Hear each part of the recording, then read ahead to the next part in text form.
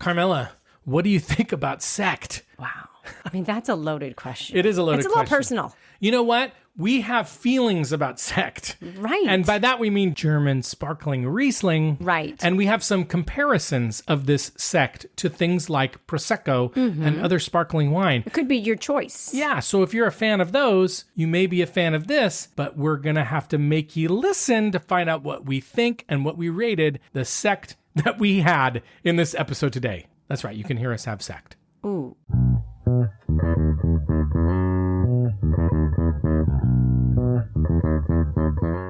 Hello, fellow grape minds, and welcome to the Wine Pair Podcast. I'm Joe, your sommelier of reasonably priced wine, and this is my wife and my wine pairing partner in crime, Carmela. Hi there. And we are the Wine Pair. My God, the ideas just keep on coming. Yeah, if you're new, but that was mine. If you're new to our, Wait. No, it's true. Or was it AI's? No, it's mine. Okay. If you're new to our podcast, here's what we do. Every week we buy wines under $25 each with our own money. We taste them and give you our brutally honest opinion on whether they're worth buying or not. Nobody pays us to review specific wines. We don't accept free bottles from wineries. No, and we're not afraid to call out a bad wine when we taste one. We aren't. And Decanter Magazine calls us fun, irreverent, Chatty, and entertaining. So if that sounds like your vibe, welcome to our tribe of wine lovers. Woo! It's totally changed up, huh? I love it. Do you? Good. I mean, it's great. All right, Carmela, it's been a while, but today we're going to talk about sekt. Oh, wow. I know what you're thinking. This is a wine podcast, people. Right. You kind of threw me there. Get your minds out of the gutter, because when I say sekt, I mean the name for sparkling wine in Germany, Austria, and some other places like Switzerland and like Luxembourg and other places where they speak German. Oof. And today we're focusing specifically on sparkling wine or sekt made from Riesling. I think you just like to say that. I do. For some of you, that may not be a big deal that it's made from Riesling, but across the globe, the most common grapes in sparkling wines are Chardonnay and Pinot Noir, or Pinot Noir, as they say. However, in Germany, a lot of the sparkling wines are made with a Riesling. And we'll talk a lot more about that and how it's made in a few minutes. Okay. Now, it may surprise you at first that we're talking about sparkling wine in Germany, because the alcoholic beverage most people associate with Germany is what, Carmela? Beer. That's right, like Hofbrauhaus and Oktoberfest and all that stuff. You have been to the Hofbrauhaus. What'd you think of the Hofbrauhaus? It was super fun, but I was like 20, so. I thought you were saying like 12. No. Well, I know that. Carmela took the beer tour of Europe when she was in college. It was the beer and wine tour. Okay, good. I'm glad you clarified that. But did you know that Germany is the largest market for sparkling wine in the world? And that about a quarter of all the sparkling wine in the world is consumed by Germans? Wow. The Germans love it. In fact, per capita, and this number counts children for some reason, the Germans drink on average 5 bottles of Bubbly per year. Every person, man, woman, child in the country. No, they're just counting that in the population, whatever. Okay. So the Germans like sekt. My God. They can't get enough of sekt. They're like having sekt all over the place. They're like having sekt in restaurants, having sekt at home, having sekt in stores. Bring it on, buddy. They're having sekt all over the place. My God. You're just having a field day with this. I'm really sorry, people. By the way, we know that some people are not super crazy about sparkling wine. We've heard that. Like when we did our... People say it gives them headaches. Yeah, and you're right. It doesn't give me a headache. I love it. I feel like I have a cold now, you guys. And I'm feeling like, what won't kill you will make you stronger. Isn't that how it goes? I think I might need some... You're really looking real strong. That's what I'm saying. I need to start, drinking. Yeah, exactly. We're going to get on it. But anyway, even when we did our virtual tasting, people are like, I don't know that much. I don't really like sparkling wine that much. True. But we said last week about white wine, you just may have not met the right sparkling wine yet. True. And we love sparkling wine, but we didn't always appreciate that you could have it any day of the week. Right. So maybe don't be afraid. That's right. Maybe this episode will help open your mind up a little bit. About sekt. Yes. Thank you for bringing it in. No, I'm just, trying to round it out here. Now, another thing, you're so good at rounding things out. I don't know what I'm saying. I know, you're a little sick. She's a little feverish, people. I had to convince her, no, you can do the podcast. I was She's just about to hit the wall, and he was like, hey, are you ready? Let's go. All right. Now, another thing some of you may be asking is, why in the are we saying sparkling wine and not champagne? I thought you were going to say, why in the F are we saying sect? Yes, no, we know that. Okay. No, but why do we say sparkling wine instead of champagne? Because it's not champagne, it's sparkling wine. That's right. If you know us, you know that we are sticklers on this one. You are.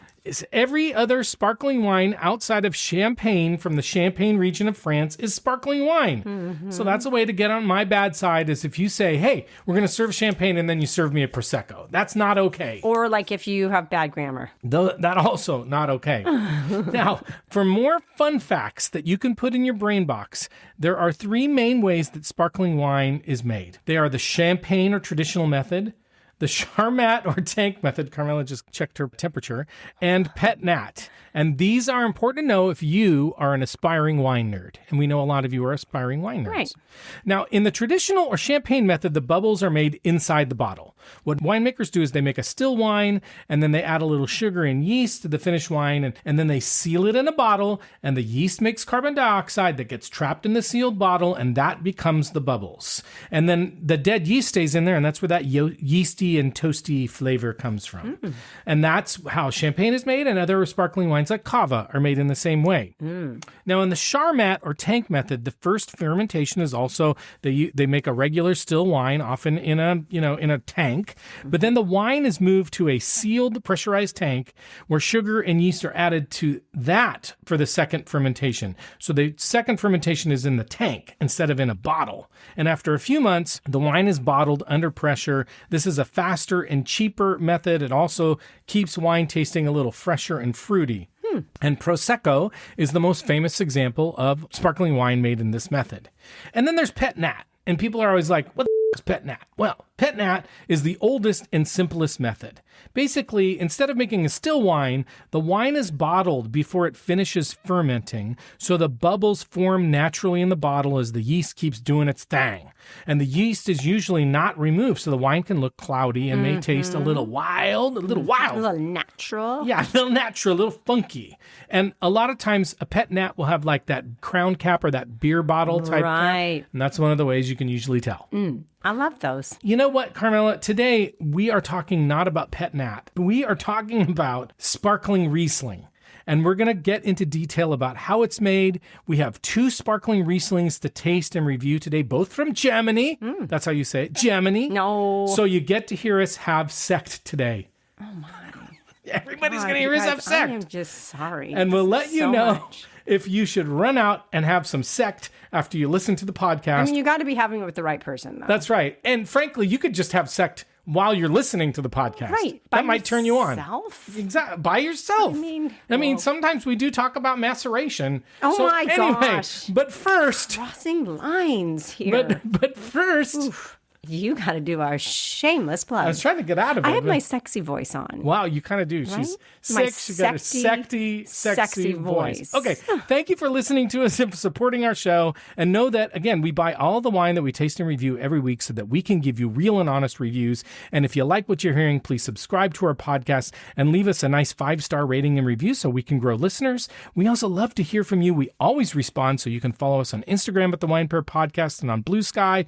You can contact us on our website, thewinepairpodcast.com. You can sign up for our email newsletter there. And you can also send us a note at joe@thewinepairpodcast.com and let us know about wines you want us to review, or just, shoot the shit with us. We don't care. Right. We just want to know. We just want to hang out. We love chatting it up. Oof. And as we do every week, we'll tell you someone we think you should recommend the Wine Pair Podcast to, because frankly, the best way for us to grow listeners is when you tell your family and friends about us. And this week, we want you to recommend us to anyone who loves sparkling wine but has never had Sekt before. And yes, you're going to get tired of the joke, okay? Oh my God. Just get used to it, people. Or anyone, he likes to beat a dead horse, okay? This horse is dying. Or anyone who doesn't think they like sparkling wine because they just may have to have some Sekt. Wait, this is getting really old. Right. It's not okay. It's going to get funnier. Trust me. By about the 75th time, people will be rolling on the floor laughing. Oh my God. That's how the kids put it in text. Wow. Your kids would not be impressed, I must say. They wouldn't. They'd be like, Dad, you're such a dork.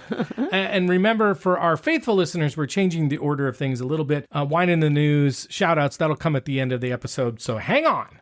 Okay, Carmela, it's time to us to find out a little more just about what the sparkling Riesling is. Okay. And again, by the way, if you go to our show notes, did you know we have show notes? I knew that. You can find all of the many, many articles and other sources of information we use to put together our episodes every week. So you can do your own learning.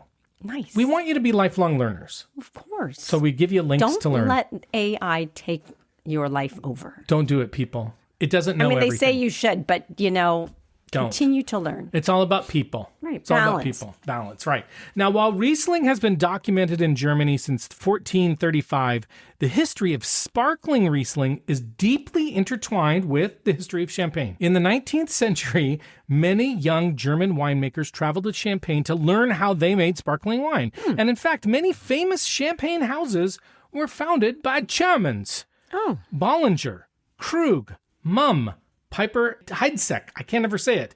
We bet you didn't know that, but those are German-founded winery champagne houses in Champagne. So put that in your brain box and pull it out when you really want to impress somebody. Now, in 1826, George Kessler, who had previously worked at Veuve he founded the first sparkling wine house in Germany. And after that, sparkling winemaking in Germany started to take off. Wow. They were like, let's do it. Let's have some sekt. And in 1850, Germany was producing 1.5 million bottles of sparkling wine, and that rose to over 10 million bottles by the early 1900s. Wow. They were making a lot of sparkling wine. Holy cow. Now, after World War II, the reputation of German sparkling wine tanked because the quality started to get pretty uneven, a little crappy. Because in the 1950s and the 1960s, producers prioritized quantity over quality because those Germans, they were so thirsty for sekt. And to speed production, they started using the tank or Charmat method rather than the traditional bottle fermentation. Cutting corners. Exactly, because it's much faster. So because of this, sekt became known as a cheap industrial product. Well. And interestingly, most of this mass market sekt was actually not made from German Riesling, but from cheap base wines that they imported from Italy or Spain or France. So that's kind of interesting. Yeah, it is. Now, during this time, Riesling was basically ignored for sparkling wine production because using the other grapes was cheaper. And even today, about 90 to 95% of sparkling wine in Germany is made from imported grapes, and only a small fraction is what they call the premium Deutscher Sekt, made from German Riesling. But in 1976, there was a turning point that really changed things. In that year, they made a legal decree that got rid of the you thought that was funny. I like that. They got rid of the monopoly that large sekt factories, I'm telling you, that's what it said, sekt factories, held on production, allowing small wine growers to produce and sell their own sparkling wines. This led to the birth... You're cracking yourself up. I am. This led to the birth of Windsor Sekt, a.k.a. Grower Sekt, and these small-scale producers started making quality sparkling wines, often from Riesling. And these specific wines are actually required to be made in the traditional method. They cannot be made in the Charmat method. Okay. Now, I couldn't find a source that could give me the percentage of sparkling Riesling made in the traditional method, but the vast majority is going to be made in the Charmat method. However, about 50% of the sparkling wine in Germany made in the traditional method is made from Riesling. And again, that's unusual. Sparkling wine, especially in the traditional method, is usually Chardonnay and Pinot Noir. It's not usually Riesling, so that's interesting. Okay, there's some controversy about the Charmat method because it's quicker and easier, but some winemakers think the Charmat method is actually the right thing to do for making sparkling wine from Riesling because it preserves the fruitiness of the wine that can sometimes get lost in the traditional method. Because in the traditional method, you get a lot, because the yeast stays in the bottle.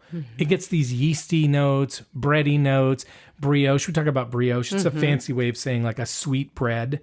And so that will overpower the fruitiness in a Riesling wine. And so that, they say, sometimes doesn't mix very well with the fruitiness of Riesling. And this is one of the things that stands out about sparkling Riesling, is that they're known for being really fruity and acidy, good acid and aromatic. In fact, sometimes sparkling Riesling is described as invigorating and sprightly. Oh, wow. Some may even call them sekty. That was dumb. Jeez. It's whatever. All right. It's getting old, isn't it? It's getting a little old. It's just not hitting the same way. That's okay. That's okay. You know what? You can't be... You gotta try it. You can't hit home runs every time. No. No. You can't win the Super Bowl every weekend. No, but we did. Yeah, they're the Seahawks. Woo! Ooh, okay. We've talked about this in the past, but Riesling is one of the wines known as an aromatic wine. Mm-hmm. And that's because of the presence of a high number of things called terpenes. Now, also, like all Rieslings, sparkling Riesling can get that kind of gasoline or petrol or natural gas kind of smell. Mm-hmm. So we'll see if we get some of that smell in the sparkling Rieslings today. And in case you were wondering, most sparkling Riesling comes from Germany. If you're going to get a sparkling Riesling, it's most often going to come from Germany. But they're also making it in the Finger Lakes region of New York, in Willamette Valley in Oregon, right here in the great state of Washington, in California, in Canada, and Austria, and Australia, and New Zealand. And Riesling, this is important to know, is often a component of Charmat d'Alsace from France. Oh, wow. So know that. Mm-hmm. And because Riesling is a cool climate grape, you will most likely find it and sparkling Riesling in cooler climate areas. So that's why you're going to see things in like the Finger Lakes. You'll find it in other places in Canada, etc. And if you keep your eyes out for it, you may also find, I said we wouldn't really be talking about it, but they are making Pet Nat with Riesling as well, so you can keep your eyes out for that. But if you like a fruity, acid-driven, that's going to be a really food-friendly wine, you'll probably like sparkling Riesling. And so on that note, I think it's time to learn a little bit more about the sparkling Rieslings that we bought and we're going to taste today. What do you say? I'm ready. I know you are. You know what? I'm always ready. You are. And for being not the healthiest, not on your, like feeling a little under the weather, although you look great. That's what matters. That is what matters. Thank God for that. Yeah. I think you're really doing... You should see me yesterday. Oh, my God. Okay, Carmela never naps. I mean, I can count on one hand the number of times she's napped in her life. And I came home on Wednesday, and she was in bed. And I was like, girl is sick. No, I don't know. I'm better. You bounced back. You think so? Oh, yeah. Look at you. Wow. And you do have your sexy voice on. I'm working on it. I mean, it's so do you deep. Like my... luscious. Sekty radio voice. Yeah, I think it's better when you say it. Now, as usual, the wines we have chosen for this episode are under $25 each, and they should be relatively easy to find because I bought one of them on wine.com and the other I got at Total Wine. And thank you again for the assist, Hassini. And sparkling Riesling, I would say, is probably not going to be the most common, super easy to find sparkling wine. Like, you're probably not going to find it at the grocery store or 7-Eleven. Okay. But if you live in a cooler climate state or country, then you may find that local wineries are making it, which is kind of fun. So be on the lookout for that. If you have Riesling made in your region, look for sparkling Riesling. True. And if you go to a wine shop with a good German wine selection or a sparkling wine selection, I bet you'll find it.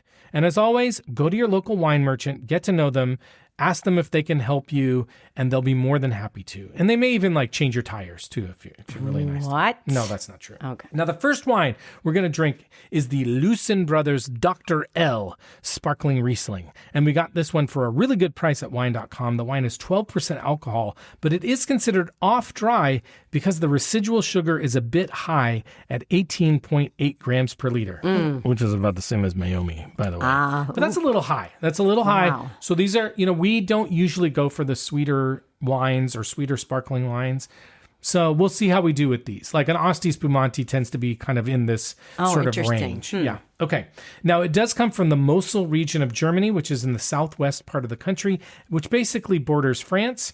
And the wine, as should be expected, is made in the Charmat method. Now, the wine is made by the Lucen brothers.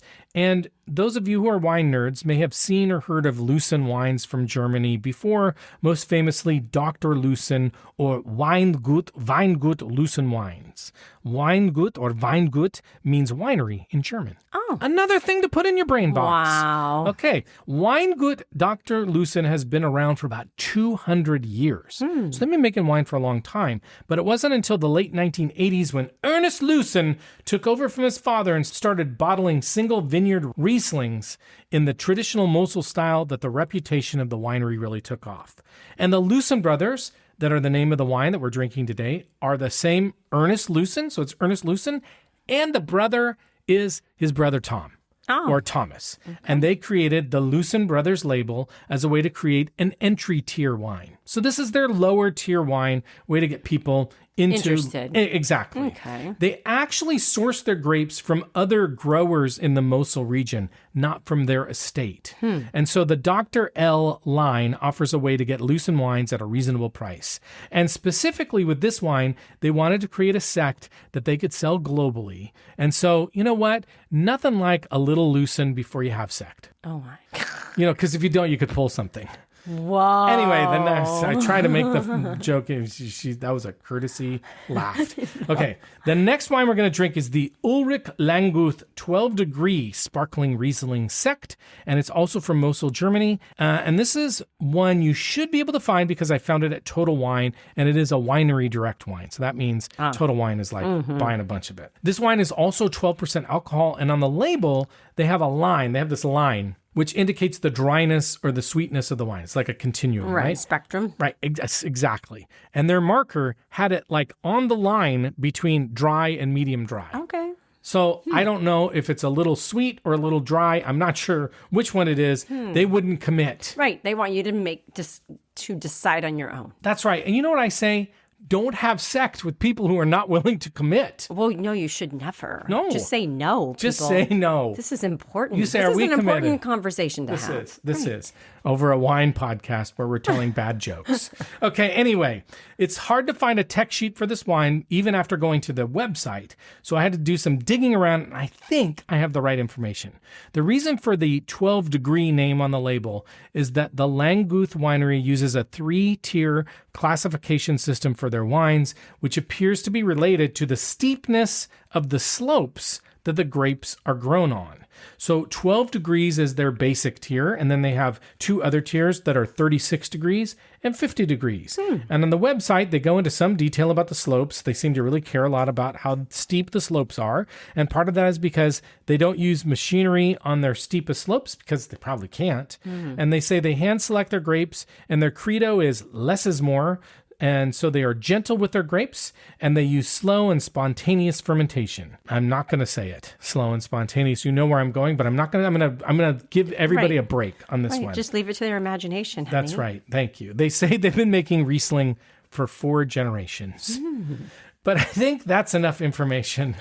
I got tired of trying to find more of it because, frankly, it was hard to find and I couldn't make any more jokes about sect. So I think we get to drinking. So if you have a sparkling wine, a sparkling Riesling, any sparkling wine, any wine, whatever, a dry Riesling, an off-dry, just drink along with us and see if you agree with our tasting notes, which will be hard to do if you have a different wine, but it's fine. Right. And we'll be right back. Okay, we're back and we're ready to try our first wine. This is the Lucen Brothers Dr. L. Carmela wanted you all to know that she's here. Cheers. Dr. L. Sparkling Riesling. It's from Mosel, Germany. It's non-vintage. You're going to find that most of these are non-vintage, as most sparkling wines are. $15.97 at wine.com. So it's super reasonably priced. 12% alcohol, 100% Riesling. And wine enthusiasts gave this a 91. The tasting panel gave it a 91, but Vivino had a 3.8. But Carmela, let's start with the color. What do you think? Oh. Well, it's kind of a lemony straw. Yeah. It's very light. It is light. It's nice. Creamy looking almost. A little bit. Yeah. A little vanilla. A little vanilla. Yeah, I think so.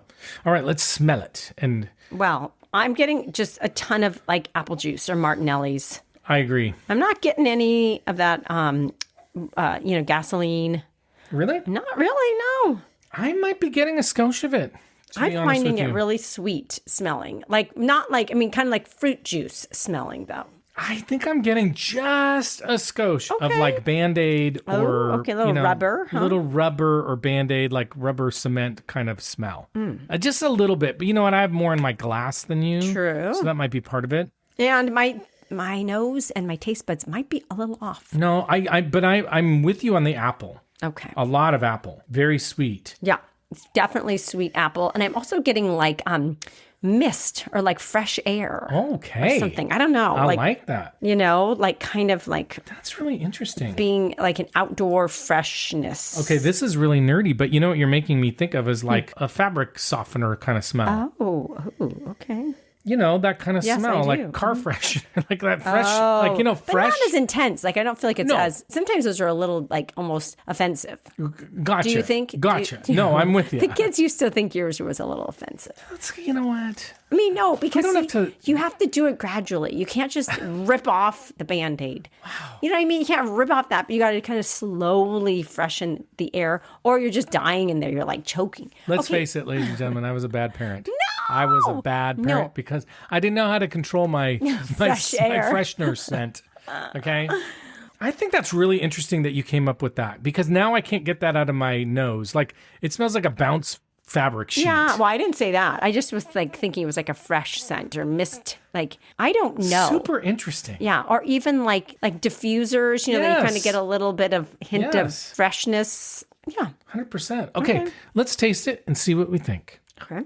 It's sweet apple juice. Yeah. That's what it really tastes. And you know what? Sometimes they talk about vibrant. It's bouncy. Like, it's zesty. Ooh, it is. Yeah, there's lots of effervescent, bubbly action going on here. It's kind of fun. Yeah, it is it's kind of fun. And I also think, like, definitely the apple is coming through. There's a little bit of honey. Yeah, I like that. And your taste buds are just fine for being sick, I think. I don't know, but that's kind of what I'm getting. But yeah, it's definitely fun. There's something steely on the end of it to me. Like, I'm getting a little bit of steel, and I can't get a fabric softener out of my mouth, out of my mind. Mm-hmm. So I kind of feel like it's ending with a little bit of that, like, smell or taste. Mm-hmm, mm-hmm.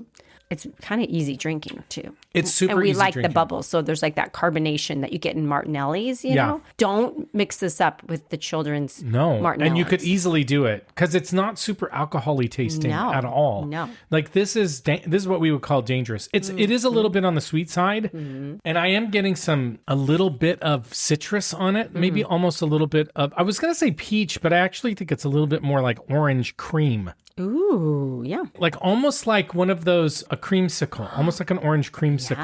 Or almost like it's got a little bit of like cold limoncello on it. When it's sometimes not sometimes, limoncello is kind of creamy. Yep. I'm kind of getting a little bit of that on it as well. Because you can make a creamy limoncello. Yeah, but I'm just thinking about like a regular limoncello. It's super cold, but it's still kind of like thick, viscous, right? Because it's made with a simple syrup, right? And it's not overly citrus. There's a little hint of cream. Correct. Yeah, okay. That's right.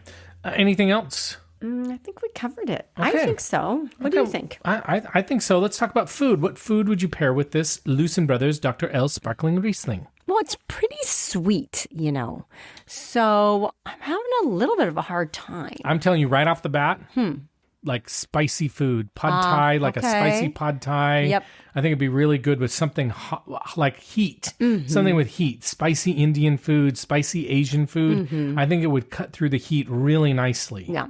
I also think like a stinky cheese, like a gorgonzola or just something that's kind of rich, creamy, and a really like a triple cream brie. Right. Oh, that would be Don't nice. You think? Yep. Maybe even even like a Casari or a provolone, like something that's got a little bit of like funk to it. I like that. Salty too. Maybe a little salt. Yeah. And I actually think sometimes we serve the brie in pastry. Oh, be really good. Yeah. And in fact, I think pastry-driven things like like a puff pastry. A puff pastry appetizer would be really nice. Right. And it could be filled really with anything. You could do like a spinach and feta. That would eggs. be ooh. I think you could do like one of those, like I was even thinking a quiche. Oh yeah. Like I think you could have a quiche What with this. about deviled eggs?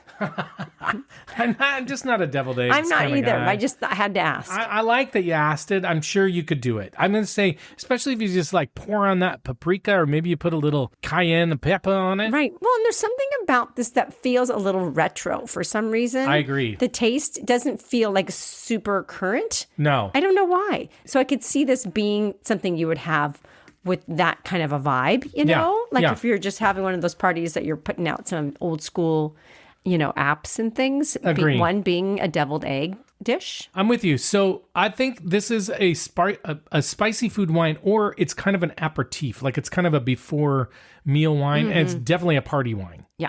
Like if you have a party, people are going to be like super happy to drink this. Now they may wake up with raging headaches. True. Because there's a lot of sugar in it. But it's tasty and easy to drink. And it does say known as sekt. known Germany. as Sekt. Right. So, Sticky. It's probably sticky sweet Sekt. right. Ooh. Yeesh. All right, Carmela, we're going to do a little rating on this. As a reminder, on a rating scale, we rate on a scale of 1 to 10. We don't give half points. 7 and above means we'd buy it. 4 or below means we're going to pour it down the sink. 5 or 6 means we're going to drink it and finish it. Thank you for serving it, but we're not going to buy it. So what are you going to give this Lucen Brothers Dr. L Sparkling Riesling?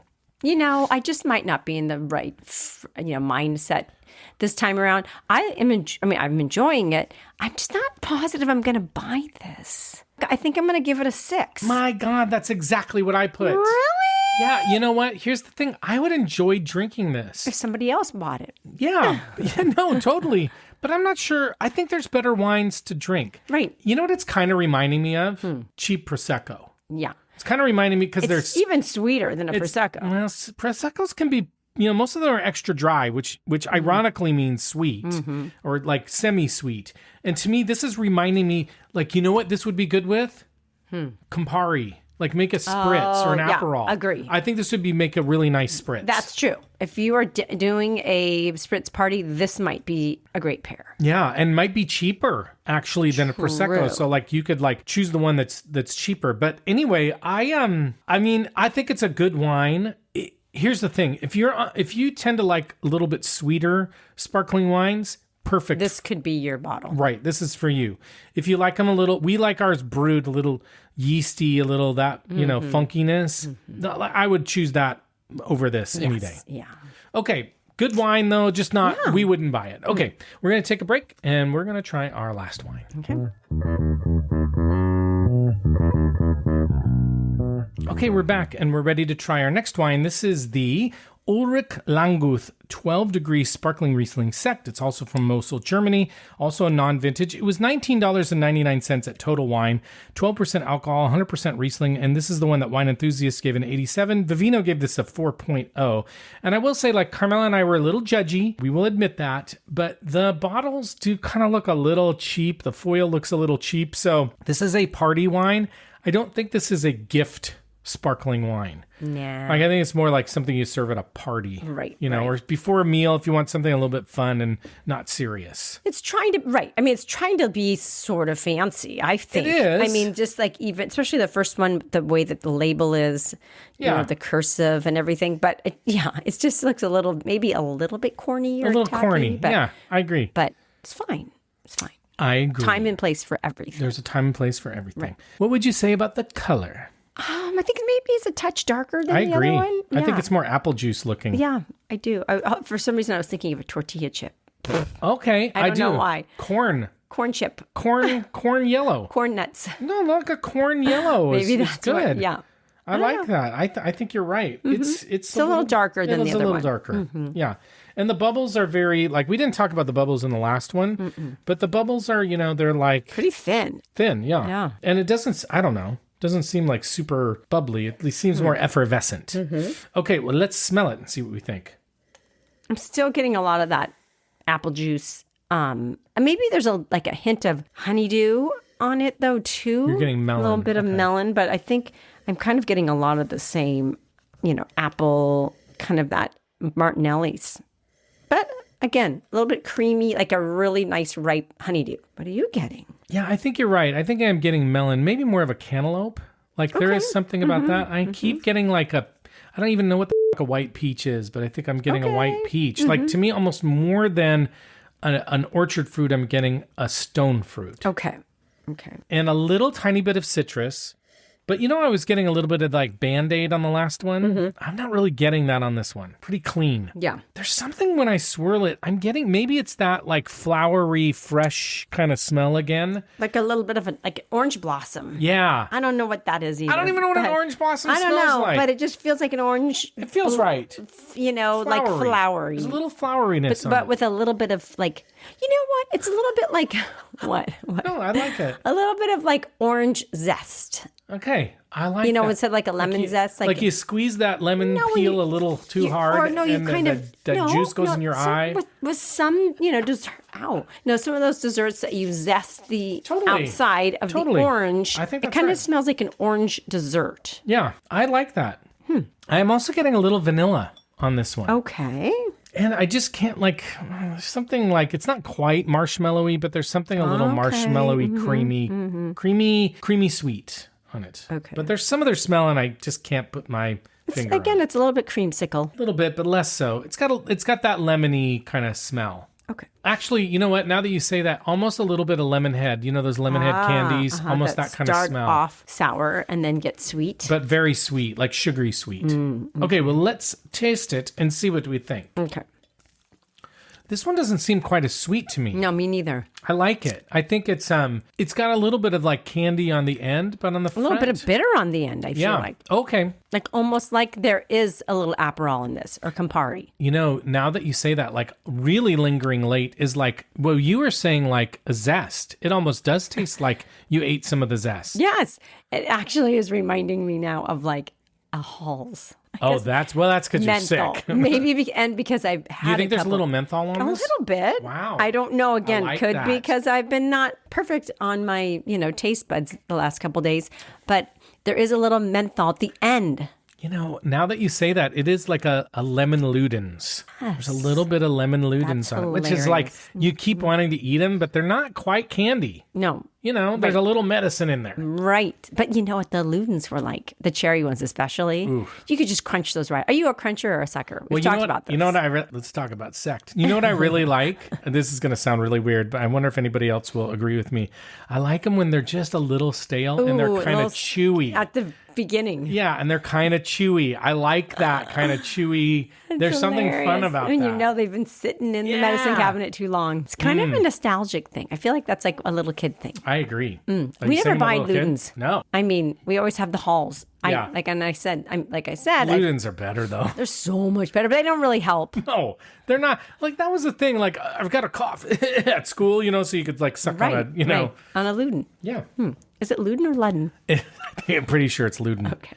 But this one is lemony to me. This is more lemony on the front. Little less apple. It's got some apple on it, but a little less. It's more lemony to me. You know, it's funny. It's nice. It's nearly as sweet. No, it's nice. Yeah. It's nice. It does have a little bit of steeliness on it again, too. I think that bitterness. Yeah, and I think it will actually, it can go better with certain foods. Like let's talk about that. Let's transition to the foods, Carmela. Okay, so I could see this with like a shrimp scampi. Oh. I could see it with more with fish than the other one. It's so lemony. I kind of agree with you. I think it's a seafood like kind a of scampi wine. With spaghetti, it'd be really nice. It'd be good with a schnitzel, speaking of the Germans, but like a cutlet, like a breaded cutlet, it would actually be really nice, I think. That's a great Whether idea. it's veal or chicken or what have you, I think it would be nice. Like sandwiches, I think it'd be nice with like a pork sandwich or something, a schnitzel sandwich. So you're thinking that, this is pretty versatile then. Like it's a little more versatile. I wouldn't say it's like, you're not going to have it with tomato sauce. No. You're not going to have it with the steak. But you're thinking even like veal and pork. Yeah. Yeah. I could see it maybe with spicy tacos or something. You could get away with it. Like a fish taco. Definitely a fish taco. With like, what do you call it? A Cajun kind? It's kind of a little bit spicy. Yeah, I think so. But it's not for heavy foods or heavy saucy foods or anything. Maybe creamy. Like you might be able to get away with a fettuccine Alfredo or something. Sure. But this one's really hard for me again, I think it's sweet. It is sweet. Both of these are 12% alcohol, which is kind of unusual. You kind of expect the alcohol to be lower on a higher sugary wine. So there's something about that. But I'm having trouble now with the rating. I am too. Because I'm like kind of tossed. I like it better than the other one. The hard thing is I'm just not sure this is going to replace any of our favorites. No, but if we had somebody who was really interested in like German sect. Oh, sect with the German. But anyway, I think this one is a little bit even more versatile and a little bit more. If I were to choose between the two, I would choose this one. I think it's a little bit more sophisticated. I think it's got a nicer taste to it. So we know what you're going to finish tonight. Yeah, but a rating, you know what? I would choose this over a Prosecco most of the time. I like brut Proseccos. I don't like the extra dry Proseccos. They're too sweet for me. If I were going to have to choose something sweet, this would actually be awesome with Aperol and Campari. It'd be really good with that. Even better than the first one. So of the two, I'd choose this. And I think there are some sweeter sparkling wines that I would choose this over. But rating, what are you going to give it for a rating? I'm just, you know what? I'm just never going to order this. never going to buy it instead of Prosecco, like you're saying. I'm enjoying it, and I think it's kind of fun. Yeah. But I'm not sure that I would choose this wine. So Okay. I'm going to give it a 6 again. Okay. Enjoying it, just not going to go out of my way to like buy it. So I'm totally going to cheat here. Okay. Because I'm really glad you gave it a 6, because I'm going to give it a 7. Okay. But that means our average rating is still a 6.5, so it's not quite a buy rating. Okay. But it's close enough. Okay. And so, because I think it's a superior wine, and I think it's a nice wine. Like if you're tend to like Prosecco, I think you would really like this wine. Yeah. And I think I'm just kind of partial to Prosecco, and I'm just trying to be honest that I just wouldn't buy this. Because you're Italian biased. Right. You have an And so Italian if you're going to bias. have an Aperol Spritz, you're probably going to choose a Prosecco. Wow. You know what? But not, you don't have to. If you want a German Spritz, do it. Do your spritz up. I mean, totally. So, and again, like I'm just thinking that when it comes down to it, I wouldn't buy it. Okay. But I am enjoying it. Fair enough. Okay. Fair enough. Which of these two are you finishing tonight? The second Yeah, one. Ulrich Langguth. We're all, there's only 2 of us. We are all on that one. And now, Carmela, let's talk. Did we nail the taste profile? Here is the taste profile you would expect from a sparkling Riesling. Crisp, laser sharp acidity, freshness, tingling, green apple, peach, lime, jasmine, so that's flowery, can be earthy, spicy, flinty, and chalky. I don't know that we were getting any of those. Flinty might be the closest to like steely, and then sometimes petrol or kerosene on the nose. The Lucen Brothers Dr. L Sparkling Riesling, I couldn't find a one from the winery, but the wine enthusiast said exuberant green floral perfume, melon and peach, delicate and mousse. Didn't we have a little bit of peach maybe? Yeah. Yep. Delicate and mousse. That's the mousse means the bubbliness. Like that mouth feel with soft, persistent bubbles. Flavors of stone fruit and tangerine. Okay. Vibrant and spine tingling. I don't know if it was spine tingling. The tasting panel said off dry, bright and crisp, juicy and peachy. Peachy. They're getting a lot of the stone fruit on it. The Ulrich Langguth, again, I couldn't find a winery taste profile for this. The wine enthusiast said there's a pastry note that opens up this sect while crisp apple takes over mid-palate. It's funny, they didn't say anything. Neither of them said much about citrus. And we were getting a lot of citrus, I think. I think so. And that steeliness. So you know what? Whatever. We're Everybody's right. different. We're right. They're wrong. That's the way I think about it. No. But actually, we got peach. I was getting some peach. Yeah, no. Didn't I? I'm sure I said white peach on the first one. Well, you definitely have said white peach because I have that written down, but it might on have the been in the second one? smell. Oh, okay. On the first one or the second one? Both. Okay. And I don't even know what a white peach is, by the way. Okay, what's your verdict on sparkling Riesling? I mean, I think it's really fun and worth a try. Okay, yeah. I don't think we're giving a ringing endorsement, but I'll be honest. I'll say again. It's not offensive. I'll say again what I've been saying for a little bit, which is if you're going to have a Prosecco, this is just as good. Yeah. Like, unless you're having a brut Prosecco, this is exactly the same thing. If you can find this cheaper, get this. It's the same kind of like experience. And frankly, I think sometimes it might be better. So, I mean, you know what? If you like Prosecco, you like this. Prosecco and this they're a little bit heavier. Yes, I would say. that sugariness. So if you're wanting something a little richer, a little heavier, this might be what you're looking for. Totally agree. All right, Carmela, now that we've covered the main wine for this episode, it's time to head over to our news desk so we can cover our Wine in the News This Week segment. Wine in the News This Week. Our Wine in the News This Week segment comes to us from, appropriately enough, Carmela, Germany. Okay. In an article from The Drinks Business written by Rupert Miller. And the headline is Germany's Sparkling Wine Tax, so again appropriate, under scrutiny. And as always, we've got links to this article and all of our other sources in the show notes, but here's the deal.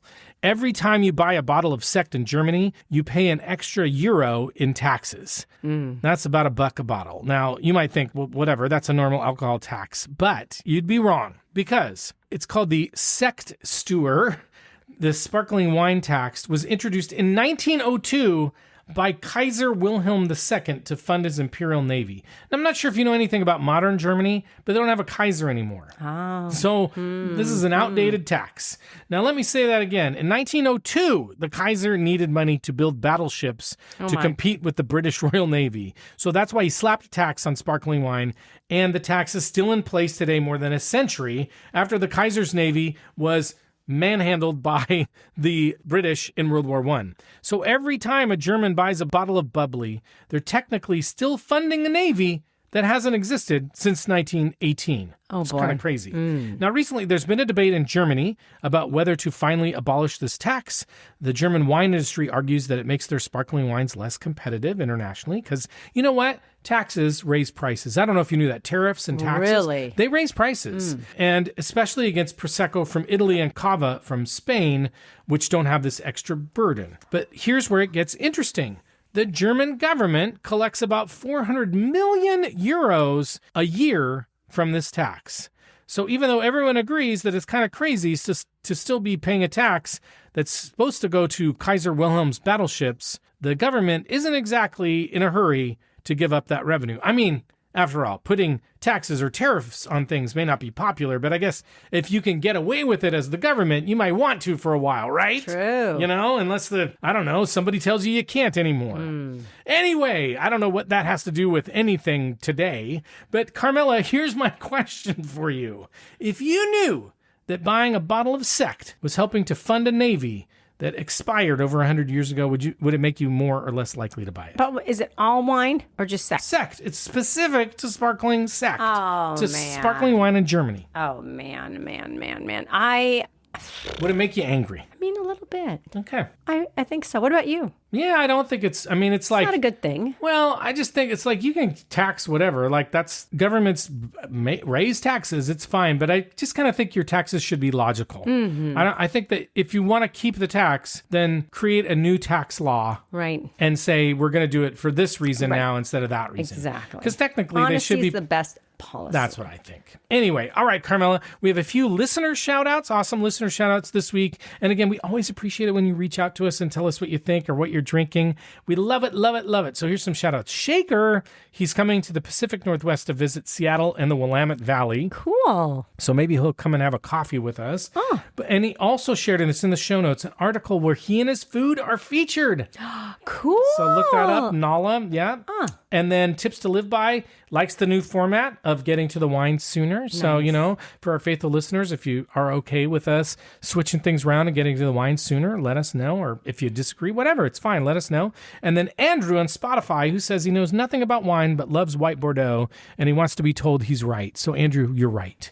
White Bordeaux is awesome. A little confirmation. We loved it. Yeah. And we love you. We've never met you, but we feel that way about you. Right. All right. Wine's coming up in future episodes in case you want to drink along with us. We'll be doing Valpolicella Ripasso. We'll be doing some Lebanese wines, Pet Nat, German Riesling. We'll get to Zino Mavro as well. We have links and the specific wines that we're drinking in our show notes, so you can always find that. But thank you for listening to us and supporting our show. And remember, we buy all of our own wine and we do all the writing and recording and editing to bring you a show every week because we love doing it.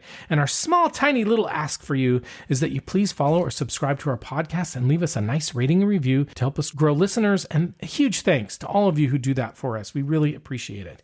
Again, you can follow us on Instagram at The Wine Pair Podcast, on Blue Sky. You can contact us on our website, thewinepairpodcast.com. Sign up for our newsletter. Visit our shop wine section where you can find links to the wines that we rate as buys in each episode. And we get a little from that when you buy something. And you'll also note that on our website, if you're curious about a wine that we've covered in the past, we have a pretty good search functionality. So you can search up a wine and just see, hey, did we do an episode on it? And you can find it on our website. And we want to make content that you care about and you like, so send us a note or DM us, give us some feedback, let us know if there's wines you want us to try or winemaking areas of the world you're curious about, and we'll take care of it. Again, Joe at thewinepairpodcast.com. If you have ideas for our upcoming app that we are creating and going to be sending out called Winder, let us know. Well, hey, if you want to be a tester, let us know. That's cool. We'll look for your feedback. But with that, we're going to sign off. So thanks again. We'll see you next time. And as we like to say, life is short, so stop drinking shitty wine. Bye-bye. Bye.